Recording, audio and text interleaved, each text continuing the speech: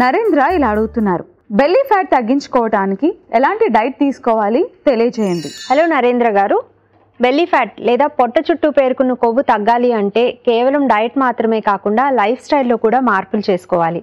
Diet విషయానికి వస్తే fibre content ఎక్కువ తీసుకొని రిఫైన్డ్ కార్బోహైడ్రేట్స్ ఉండేటువంటి మైదా, వైట్ రైస్ లాంటివి పూర్తిగా తగ్గించాలి లేదా కట్ డౌన్ చేయాలి. జంక్ ఫుడ్కి పూర్తిగా దూరంగా ఉండాలి.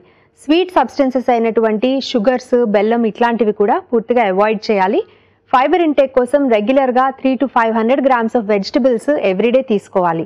ఫ్రూట్స్ కూడా 150-200 grams మించకుండా ప్రతిరోజు తీసుకోవాలి. ప్రోటీన్ ఉండేటువంటి దాల్స్, పప్పు, లెంటిల్స్ అట్లాగే మిల్క్ అండ్ మిల్క్ ప్రోడక్ట్స్ కూడా డైట్లో ఇంక్లూడ్ చేసుకోవాలి.